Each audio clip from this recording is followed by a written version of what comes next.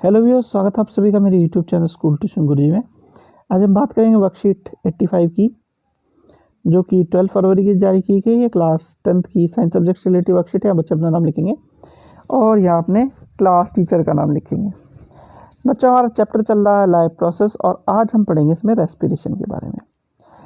तो in a very basic sense, if you want to define respiration, we can say that the process by which living organism utilize their food to get energy or to generate energy for their whole life process or for their daily basic needs is called respiration.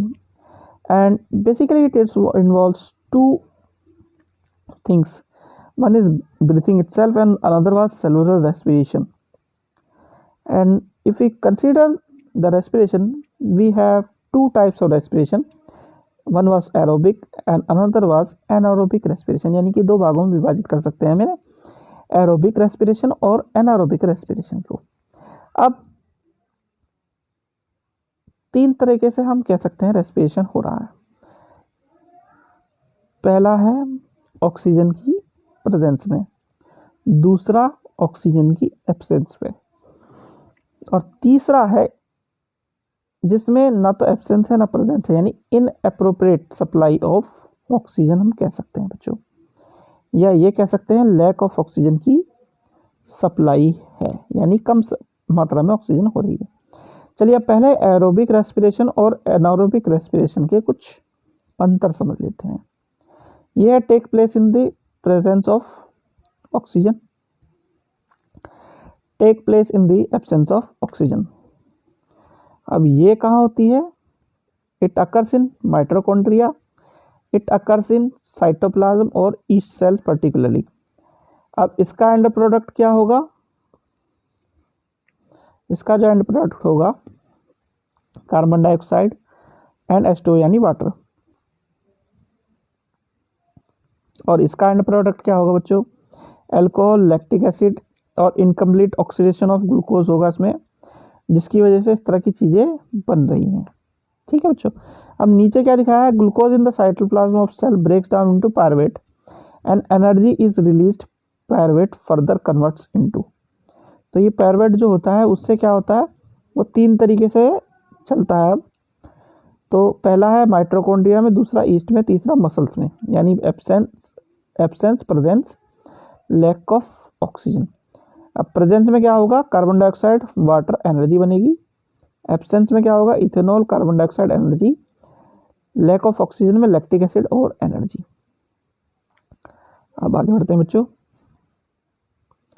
फिर respiration in plant.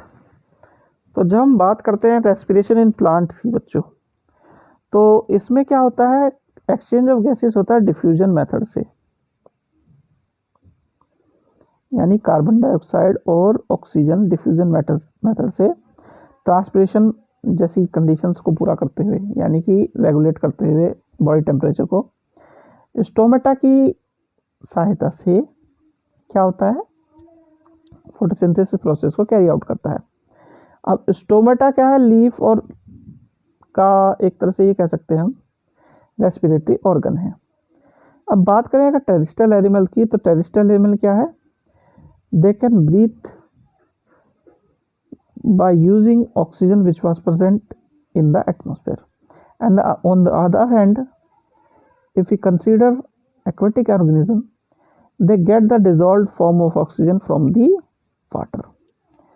अब क्योंकि oxygen जो है वो atmosphere में free है, आसानी से उपलब्ध है, काफ़ी ज़्यादा मात्रा में है, तो क्या चक्कर है कि ऑक्सीजन का लेवल जो है वो काफ़ी हाई होने की वजह से जो टेरेस्ट्रियल एनिमल है वो आराम से सांस ले सकते हैं और उन्हें तेज़ी से ज़्यादा जल्दी सांस लेने की ज़रूरत नहीं है, in comparison to aquatic organism, जो कि तेज़ी से सांस नहीं ले सकते क्योंकि उन्हें धीरे धीरे सांस लेना जरूरी है। ठीक है बच्चों, कारण वही कि वो डिजॉल्व फॉर्म में ऑक्सीजन लेते हैं। ठीक है बच्चों, चलिए अब जरा क्वेश्चन आंसर देख लेते हैं। क्वेश्चन आंसर में पहला क्वेश्चन है, differentiate between aerobic and anaerobic respiration. तो बच्चों एरोबिक और एनारोबिक रेस्पिरेशन ये है, यानी कि एक प्रेजेंस में होता है, एक एब्सेंस में होता है, एक का साइटोप्लाज्म में होता है माइटोकॉन्ड्रिया में होता है, एक साइटोप्लाज्म में होता है। ठीक है बच्चों, इस तरह की चीज़ें आपको ये सब लिखनी है। एक में and product carbon dioxide H2 होता है, दूसरे में क्या होता है, इथेनॉल, कार्बन डाइऑक्साइड एनर्जी होती है। चलिए आगे देखते हैं। फिर क्वेश्चन नंबर 2 असर्शन और रीजन के बेस्ड है ये। ए क्या है, stomata are tiny pores present on the surface of leaf, और रीजन क्या है, gaseous exchange take place in plant through stomata. तो ये टाइनी पोर होते हैं, ठीक बात है, और गैसियस एक्सचेंज इनके थ्रू ही होता है, ये भी ठीक बात है, तो इसलिए A will be the answer. फिर है the breakdown of pyruvate to give carbon dioxide water energy takes place in, ये कंडीशन होती है माइटोकॉन्ड्रिया में। ठीक है बच्चों। अब है question number 4, what are the different ways in which glucose is oxidised to provide energy in various organisms. तो ये तीन कंडीशन ये है, पहली प्रेजेंस, दूसरी एब्सेंस, तीसरी लैक ऑफ ऑक्सीजन की। चलिए आगे बढ़ते हैं। फिर question number 5, what advantage over an aquatic organism does a terrestrial organism have with regard to obtaining oxygen for respiration. तो मेन इनकी कंडीशन क्या है, high amount of oxygen present होती है एटमॉस्फेयर में, और यही कंडीशन अगर वाटर की बात करें तो वाटर में ऑक्सीजन डिजोल्व फॉर्म में होती है और कम मात्रा में होती है, जिस वजह से ऑर्गेनिज्म जो एक्वेटिक ऑर्गेनिज्म उन्हें काफ़ी तेज़ी से सांस लेना पड़ता है और रेगुलरली सांस लेना पड़ता है ताकि वो आराम से जी सकें और सांस ले सकें बच्चों। तो बच्चों ये होगी आपकी वर्कशीट कंप्लीट, और वीडियो भी आशा करता हूँ आपको वीडियो अच्छी लगी होगी। अगर वीडियो अच्छी लगी हो तो चैनल को सब्सक्राइब करें, वीडियो को लाइक करें, शेयर करें। Thank you.